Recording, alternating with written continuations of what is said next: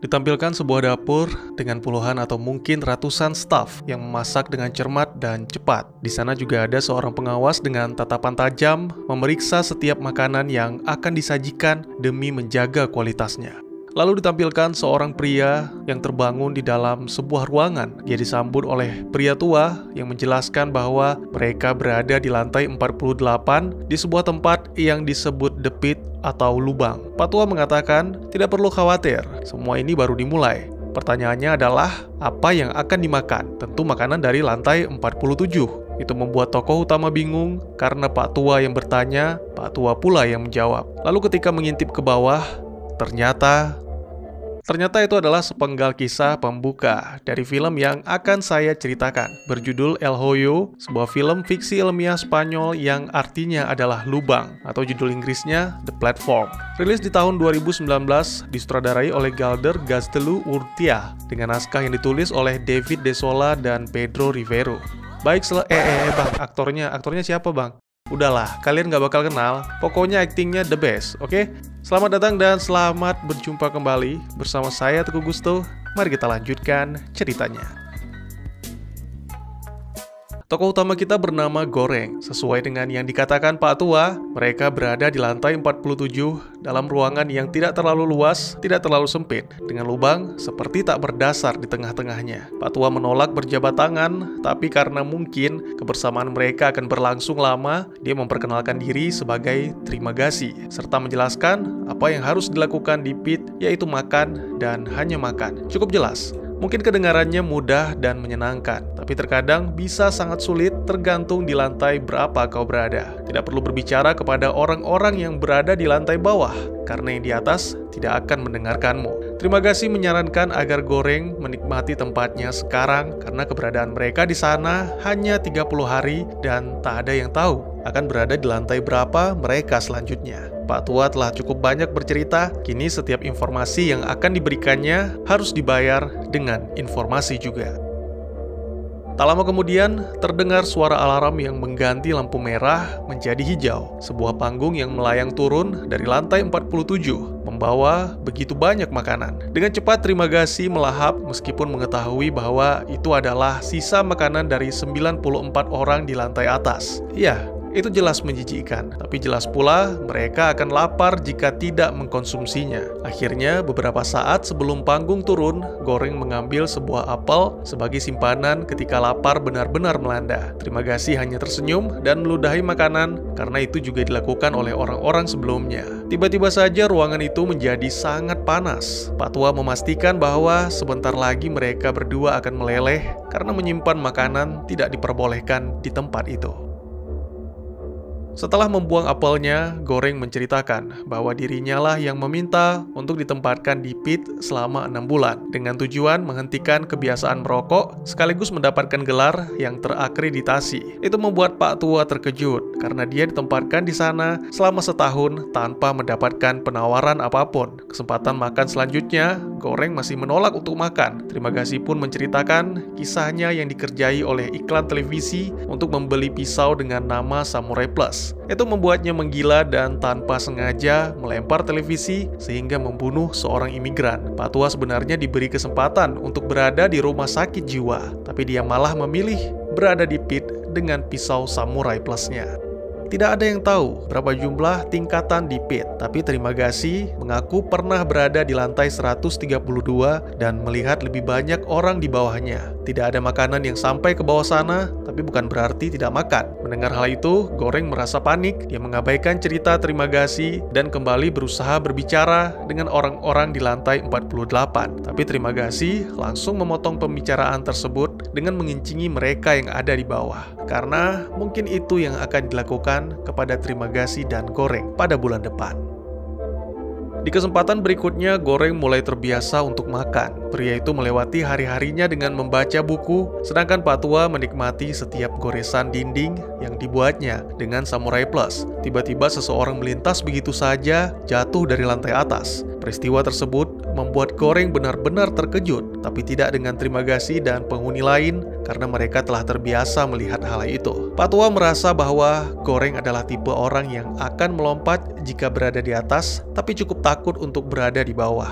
Trimagasi pun menceritakan bahwa dia telah berada di pit selama berbulan-bulan, terbangun di lantai 72, lalu dipindahkan ke lantai 26, lalu 78, 43, 11, 79, 32, 8, kemudian bulan lalu di lantai 132, dan kini bersama Goreng di lantai 48. Goreng pun menyadari bahwa seharusnya setiap tahanan akan terus bersama dengan orang yang sama, namun kini Trimagasi bersama Goreng dalam keadaan sehat, yang mana menandakan bahwa Pak Tua telah memakan rekannya. Tibalah waktunya makan, namun kini agak berbeda. Di atas panggung ada seorang wanita yang dalam kondisi babak belur. Namanya adalah Miharu. Setiap bulan dia selalu berusaha turun ke bawah untuk menemukan anaknya, bahkan jika perlu membunuh untuk memperbesar peluang tersebut. Dan mungkin saja orang yang sebelumnya jatuh adalah korbannya. Trimagasi mengaku tidak membunuh siapapun ketika berada di lantai 132. Rekan satu selnya tidak mati, tapi telah dibebaskan. Dan sebelumnya mereka berhasil bertahan dengan memakan mayat yang secara tiba-tiba mendarat. Waktu pun berlalu dengan cepat, panggung bergerak turun membawa makanan dan Miharu ke lantai 49. Di sana Miharu hendak diperkosa, tapi dengan cepat dia membunuh dua lelaki itu dan kembali menaiki panggung yang bergerak turun ke lantai selanjutnya. Sejak saat itu Goreng mulai terbiasa dengan kondisi di dalam pit. Hubungannya dengan Pak Tua pun semakin akrab, makan dengan lahap ketika panggung datang dan meludahi atau bahkan sedikit memuntahkan makanan ke panggung yang pergi. Tak terasa mereka pun telah sampai di penghujung bulan, ditandai dengan aroma gas yang akan membuat mereka terlelap. Trimagasi mengungkapkan bahwa dia sangat senang bisa berteman dengan orang yang baik seperti Goreng. Meskipun mungkin Goreng tidak akan bertahan lama, tapi Pak Tua mengaku sangat menyukai Goreng. Keesokan paginya sangat mengejutkan. Goreng terbangun dalam kondisi terikat di atas kasurnya. Kini mereka berada di lantai 171 dan itu bukan tempat yang bagus untuk bisa mendapatkan makanan. Seminggu pertama mungkin tidak akan terjadi apa-apa, tapi selanjutnya pandangan mereka akan berubah. Teman akan menjadi santapan, semua itu dilakukan agar bisa bertahan. Oleh karena itu, Pak Tua pun memutuskan untuk bertindak duluan. Membunuh akan membuat daging menjadi busuk, maka Trimagasi akan mengiris tubuh Goreng sedikit demi sedikit, lalu akan berbagi daging itu agar sama-sama bisa bertahan hidup. Sesaat kemudian, panggung pun tiba di lantai mereka, tapi seperti yang sudah diperkirakan, hanya ada piring-piring dan gelas kosong yang berserakan. Goreng terus memohon dan berteriak sekuat tenaga, tapi semua itu percuma, sama seperti teriakan-teriakan dari lantai lain. Penderitaan pun dimulai. Pak Tua Trimagasi melakukan kegiatan seperti biasa, mengiris dinding, membersihkan diri, dan membaca buku demi melupakan rasa laparnya. Sedangkan Goreng masih terbaring di kasur dalam keadaan terikat. Akhirnya beberapa hari kemudian tibalah saatnya. Pak Tua sudah mulai hilang kendali dan dia yakin Goreng juga merasakan hal yang sama, sehingga akan merelakan dagingnya untuk dimakan. Untungnya panggung datang membawa Miharu. Wanita itu langsung menghantamkan botol ke kepala Trimagasi serta mengiris lehernya, lalu memberikan kesempatan kepada Goreng untuk menghabisi Pak Tua dengan Samurai Plus.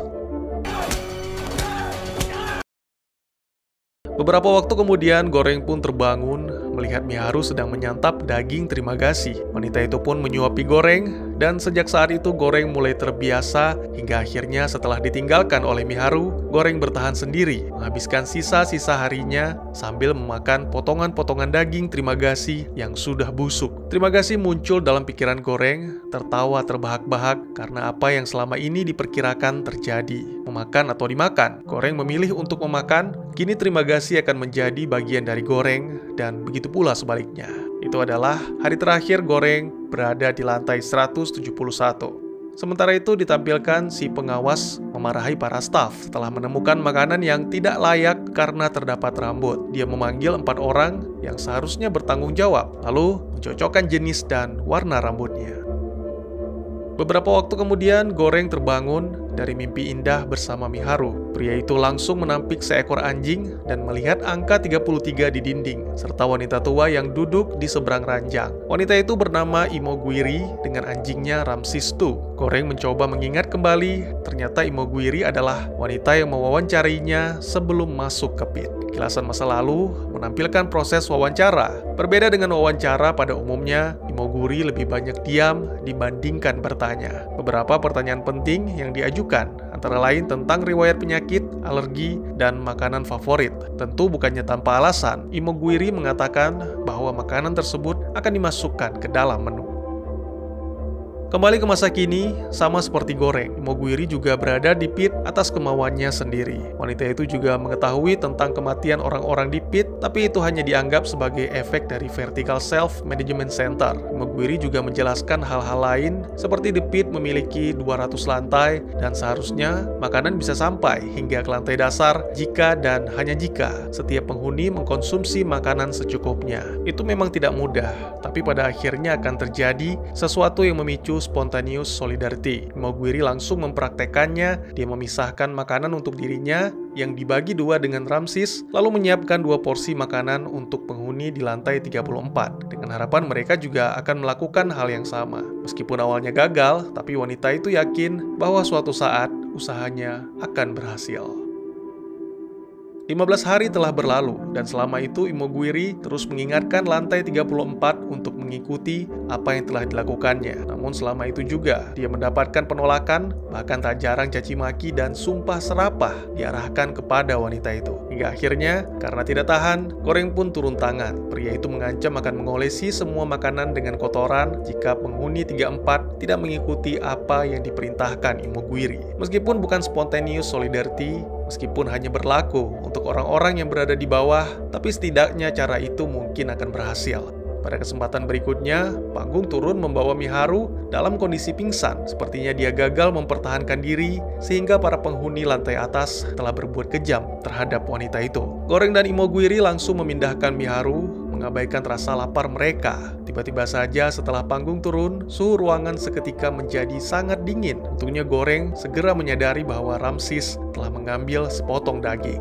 Saat gelap dan semuanya terlelap, tiba-tiba saja Miharu terjaga. Tak lama kemudian Goreng mendengar terjadi keributan di antara 2 wanita. Ternyata Miharu telah membunuh Ramses sebagai bekal makanannya menuju ke lantai bawah. Goreng pun mencoba menjelaskan tentang Miharu. Namun menurut Imoguiri, itu hanya omong kosong belaka. Tidak ada penghuni pit yang berusia di bawah 16 tahun. Karena Imoguiri mengingat Miharu, seorang artis Asia yang ingin terkenal seperti Marilyn Monroe. Dia datang sendiri tanpa anak dan makanan kesukaannya adalah bibimbap. Ya, dulu dia adalah artis, tapi kini hanya menjadi pembunuh gila yang mencari anak yang sebenarnya tidak ada. Pit terlalu keras untuk seorang pencinta buku seperti Goreng. 25 tahun, Imoguiri telah bekerja untuk direktur. Tanpa menyadari, selama 8 tahun terakhir telah mengirim orang-orang ke neraka ini. Dan dia bersumpah sama sekali tidak mengetahuinya. Goreng boleh tidak percaya, tapi wanita itu tidak memiliki alasan untuk berbohong di saat-saat terakhirnya. Ya, selama 3 tahun terakhir Imoguiri melawan penyakit kanker. Kini dia telah kalah dan memilih untuk ditempatkan di pit demi mengubah kehidupan para penghuninya. Tapi setelah semua kejadian ini, wanita itu pun memutuskan untuk berhenti peduli. Kembali ditampilkan dapur yang kini memasak makanan kesukaan Goreng, yaitu escargot. Selain itu ditampilkan juga bagaimana proses penyajiannya, serta bagaimana kondisi makanan ketika diletakkan di atas panggung dan melewati lantai demi lantai. Kembali ke Goreng, di hari terakhir di lantai 33, akhirnya dia menikmati makanan kesukaannya, sedangkan Imoguiri masih terdiam lesu. Dia menolak untuk makan karena seharusnya itu jatah makan Ramses. Sangat mengejutkan, beberapa waktu kemudian Goreng terbangun di lantai 202 dan melihat masih banyak lantai di bawahnya. Namun yang tak kalah mengejutkan, dia menemukan tubuh Imoguiri yang tergantung di tembok. Lagi-lagi bayangan Trimagasi muncul, yang kali ini bersama dengan bayangan Imoguiri. Mereka menertawakan sekaligus memaksa Goreng untuk memakan tubuh Imoguiri karena itu adalah sebuah hadiah. Hari-hari yang dilalui Goreng benar-benar seperti neraka. Ditemani oleh 2 bayangan yang selalu menghantui, Goreng tidak lagi bisa membedakan yang mana mimpi dan kenyataan. Dan mungkin juga secara tidak sadar, dia telah memakan daging Imoguiri hingga akhir bulan. Kembali ke Goreng yang terbangun setelah sebelumnya bermimpi hendak dibunuh oleh Miharu. Seorang pria bernama Baharat menghampiri Goreng dan menjelaskan betapa bahagianya dia saat ini. Kini mereka berada di lantai 6 dan kesempatan untuk melarikan diri semakin besar. Baharat pun terus berteriak memohon agar penghuni lantai 5 mau membantunya untuk naik. Pada awalnya pasangan itu menyetujuinya karena menganggap Baharat seorang yang alim. Namun sayangnya itu hanyalah tipuan. Penghuni lantai 5 menjatuhkan kotorannya tepat ke wajah Baharat.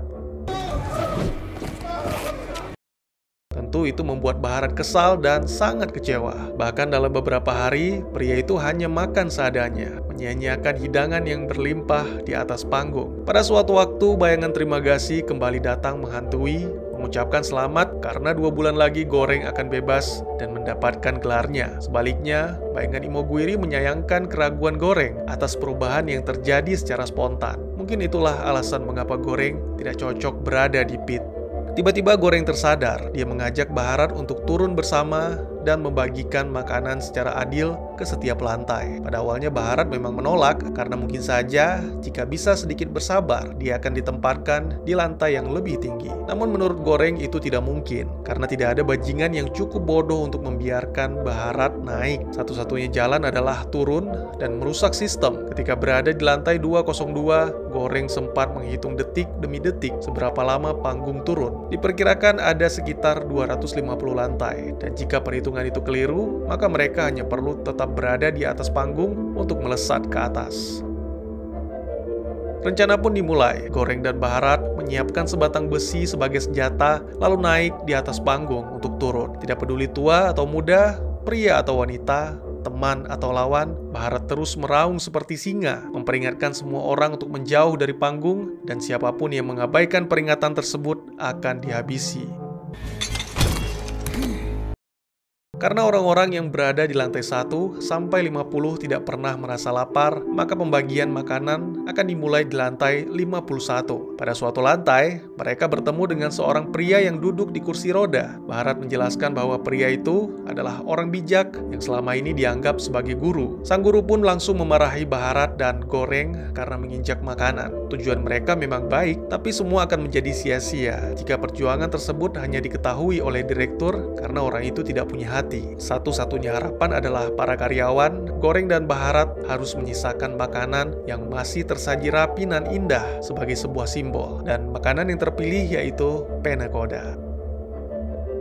Goreng dan Baharat kembali turun. Sesuai dengan arahan pria bijak, mereka bersikap lebih ramah bagaikan seorang pendeta. Namun masih ada saja yang tidak mengerti. Akhirnya mereka pun kembali mengamuk hingga ke lantai 51, di mana mereka mulai membagikan makanan. Beberapa waktu kemudian mereka pun telah mencapai lantai 90-an, di mana orang-orang mulai menggila, menanti dan berharap rekannya mati untuk dijadikan santapan. Memasuki lantai 100 ke bawah, sempat beberapa kali panggung hanya lewat begitu saja karena penghuni lantai telah tewas atau karena lantai itu kosong. Turun ke bawah lagi, Goreng dan Baharat menemukan Miharu yang sedang disiksa lalu ditikam berkali-kali. Goreng dan Baharat langsung menerjang dan berhasil membunuh 2 pria bengis itu. Sayangnya mereka gagal menyelamatkan Miharu. Bahkan kini Goreng dan Baharat mengalami luka yang cukup parah.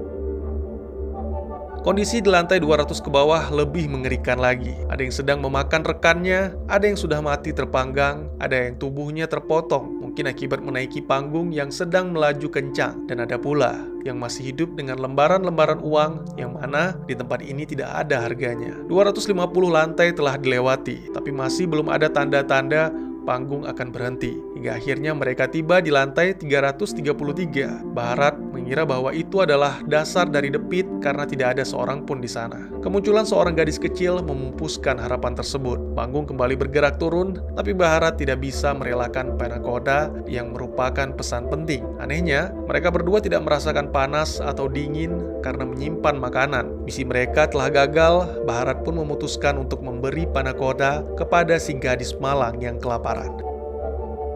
Pria hebat yang kejam akan menjadi contoh bagus, dan pria kaya yang kikir hanya akan menjadi pengemis. karena pemilik kekayaan tidak akan menjadi bahagia dengan memiliki, tapi dengan menggunakannya. Dan bukan menggunakan dengan sesuka hati, melainkan menggunakan kekayaan tersebut dengan bijak. Kalimat itu dikutip Goreng dari buku Don Quixote yang dibacanya. Bayangan-bayangan kembali muncul, mulai dari Pak Tua Trimagasi, Imogwiri, hingga Baharat. Mereka semua mengatakan bahwa si gadis kecil adalah pesan yang sebenarnya. Itu membuat Goreng terbangun dan sangat mengejutkan, ternyata Baharat telah tewas akibat pendarahan. Beberapa jam kemudian, panggung kembali turun, dan tentu saja yang dibawa hanya piring dan gelas kosong. Goreng memutuskan mengajak si gadis kecil untuk turun. Ternyata di bawah sana tidak ada lantai lagi, hanya ruangan gelap yang sangat dalam. Setibanya di dasar pit, bayangan Trimagasi kembali muncul, mengucapkan selamat kepada Goreng karena perjalanannya telah berakhir. Kau tidak perlu ke atas, kau tidak perlu mengantar gadis itu, karena gadis itu adalah pesan, dan pesan itu tidak perlu pengantarnya. Film pun ditutup dengan menampilkan Goreng dan Trimagasi yang menatap si gadis kecil sebelum mereka berjalan menuju ke dalam kegelapan. Lalu ditampilkan juga gadis itu tertidur lelap di atas panggung yang meluncur ke atas dengan kecepatan tinggi. Akankah pesan itu diterima? Dan tamat.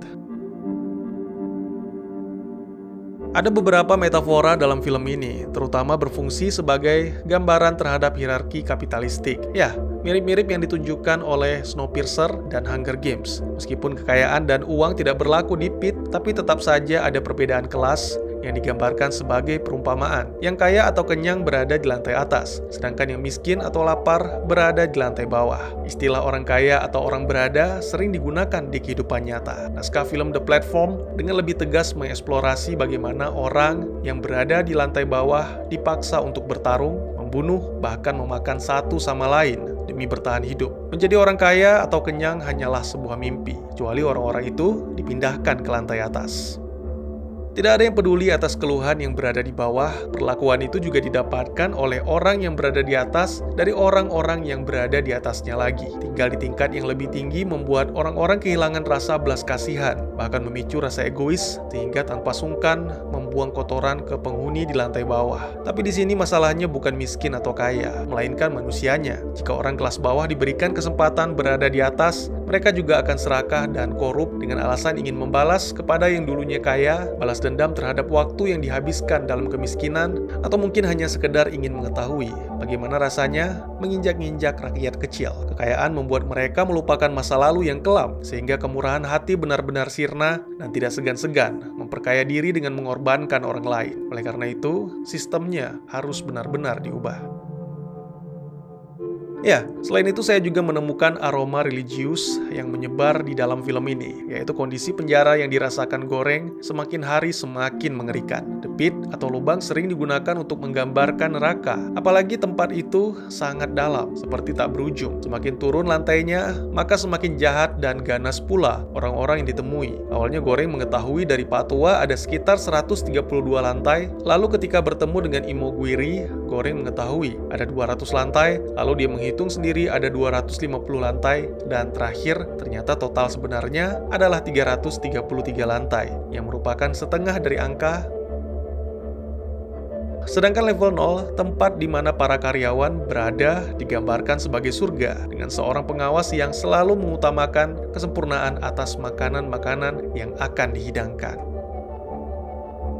Belum pernah ada makanan yang berhasil sampai ke lantai dasar. Jadi jika makanan penutup lezat nan indah itu bisa sampai ke bawah dan naik lagi ke lantai 0, maka berarti orang-orang telah berhasil membangkitkan rasa kemanusiaan mereka untuk makan secukupnya, terutama makanan favorit mereka. Karena seperti yang kita tahu, saat Goreng diwawancara, Imogwiri menanyakan tentang makanan favorit. Saya rasa setiap penghuni pit juga ditanyakan hal yang sama. Setiap hari mereka seharusnya mendapatkan dan hanya boleh memakan makanan itu. Tapi ketamakan menguasai mereka, mulai dari penghuni yang di lantai 1, lalu menular ke lantai-lantai di bawahnya. Tentu pengelola atau direktur tidak akan memperdulikan hal itu, tapi mungkin saja hasilnya akan berbeda jika para karyawan seperti Imogwiri yang menerima pesan tersebut.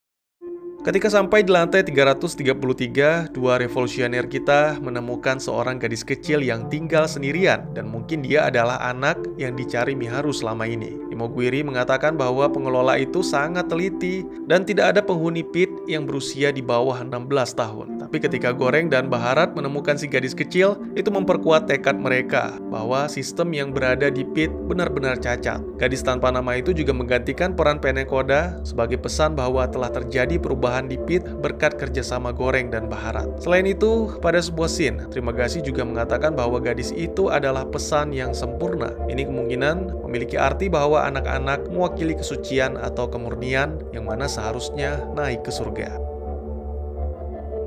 Tentu ini akan menjadi pertanyaan besar, bagaimana mungkin si gadis kecil bisa bertahan hidup di lantai 333 tanpa makanan. Dari hasil penelusuran, saya menemukan beberapa teori. Yang pertama, gadis itu sengaja dibiarkan tetap di lantai 333 karena direktur berusaha menyembunyikan kecacatan dalam sistemnya demi menghindari terjadinya pemberontakan. Ini sekaligus menjadi alasan mengapa selama ini Miharu yang berada di lantai berapapun tetap berusaha turun ke bawah demi mengantarkan daging manusia untuk dimakan anaknya. Teori yang kedua adalah sebenarnya gadis itu tidak ada. Semua hanya halusinasi Goreng menjelang kematiannya dan pesan yang dikirimkan adalah Penekoda. Makanan itu benar-benar sampai ke atas. Ini ditampilkan pada sebuah scene di tengah-tengah film. Si pengawas marah-marah karena terdapat rambut pada makanan itu, dan jika diperhatikan, warna rambutnya sama seperti rambut Goreng. Ini sekaligus menjadi alasan mengapa Goreng tidak ikut naik, tapi malah berjalan dalam kegelapan untuk menemukan cahaya. Ya, pada akhirnya kembali lagi, ending El Hoyo tergantung bagaimana Anda melihatnya. Sama seperti film Don Lebrum, Los Últimos Días, atau film sejenisnya, penonton diberi kesempatan untuk berpikir dan berpendapat tentang akhir dan makna dari film ini. Bukan orang pintar atau sok tahu, saya hanya mengemukakan pendapat yang bisa menjadi bahan pertimbangan atau pemikiran kalian dalam memahami film. Tidak ada yang mengetahui benar atau salah selain sutradara dan penulis naskah. Oleh karena itu, mohon maaf jika memang ada kesalahan dari informasi yang saya sampaikan. Dan juga bagi teman-teman yang punya teori tentang film ini ataupun ingin berdiskusi, atau mungkin juga teman-teman punya referensi film lain untuk kita review, silahkan tuliskan di kolom komentar atau bisa DM ke Instagram saya di @tegugusto. Insyaallah pasti akan saya baca. Mari kita jadikan kolom komentar sebagai sarana penambah wawasan dan menciptakan jalinan persaudaraan, bukannya malah menjadikannya sebagai tempat pembulian sehingga menciptakan permusuhan. Sekian dulu videonya, dan jangan lupa untuk dukung terus channel ini dengan cara share, like, dan subscribe, karena dukungan dari kalian sangat berharga bagi saya demi perkembangan channel ini. Saya Gusto, sampai jumpa di video selanjutnya. Tetap semangat, tetap bersyukur setiap hari. Dadah!